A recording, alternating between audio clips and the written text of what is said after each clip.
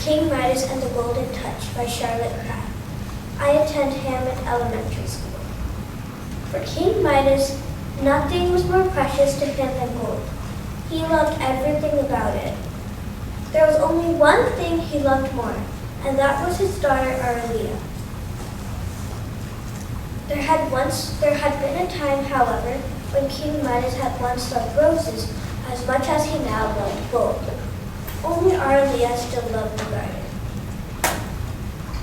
One day, King Midas's guards found an old man sleeping under the rose bushes in the garden. That night, the old man was well fed and entertained by the king himself. The next morning, King Midas went down into his dungeon and unlocked the door to his secret chamber. As he sat down to admire his gold, he thought about how hard he worked and how long he would live. He would never have enough gold. He was lost in these thoughts when the chamber suddenly filled with a brilliant blinding light. King Midas looked up and was amazed to see the figure of a young man. "Well, King Midas, do you not recognize me? I am the young man from the rose garden. Instead of punishing me for trespassing, you rewarded me with kindness. Now I want to grant you a wish." King Midas thought, "I worked for everything that I touched to turn to gold." "Are you sure, my friend?" cautioned the stranger. "Yes," King Midas said. "That way, gold will always be at my fingertips." The next morning, King Midas woke up and was delighted to find the golden touch, to find that he had the golden touch. "It's true," he cried. "I have the golden touch." As he pulled on his clothes, he was delighted to find that they too had turned to gold. Then he rushed out of the room and into the rose garden. When he got to the rose garden, he started touching every rose and bush. He didn't notice how the bushes drooped with the roses' wings. He only thought about how happy Aralea would be when she saw the garden.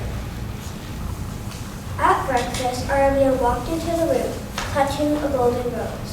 "Father, Father, something horrible has happened. I went to the garden to pick your rose, but all of the roses have become hard and yellow." "They are golden roses, my love, and will never fade." "But I missed their scent, Father." "I am sorry, my love. I thought only to please you." When King Midas reached for a fig, it turned to gold.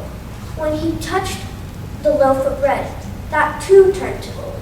He tried cheese and even a spoonful of jam, but all to no avail. "How am I to eat?" he grumbled, and so he went hungry. Aralea, who had been watching her father, became anxious and concerned. To comfort her, King Midas took her hand in his, but recoiled in horror when he saw what he had done. His cursed touch had turned Aralea into a lifeless statue. Midas howled in anguish and tore at his hair. "Well, King Midas, are you not the happiest of men?" King Midas looked up and saw the mysterious stranger standing before him once again. "No, I am the most miserable of men," he cried. "What, did I not grant you your wish for the golden touch?" "Yes, but it is now cursed to me. All that I love is truly gone," he wept. "Do you mean to say," asked the stranger, "that you would prefer a crust of bread, or even a cup of water, to the gift of the golden touch?" "Yes," cried Midas. "I would give up all the gold in the world if only my daughter was restored to me." "Then make your way past the river, then make your way to the river that flows past your kingdom's borders. Follow it to, to its source. Once you reach there, Take with you a vase so that you may sprinkle water over anything you wish to return back to its original form."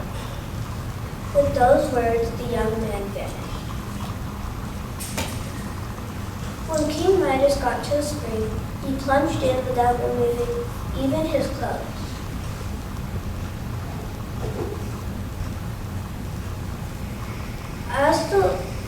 As the water was washing the gold away from his clothes, he noticed a pretty little violet swaying in the wind. King Midas gently brushed it with his finger, and was overjoyed when he saw that the violet continued to sway with the wind. When King Midas got back to the palace, the first thing he did was to sprinkle water over his beloved Arlia. Together the two went out to the rose garden, and King Midas restored everything back to its original form, except for one golden rose, kept forever as a reminder of the golden touch. The end.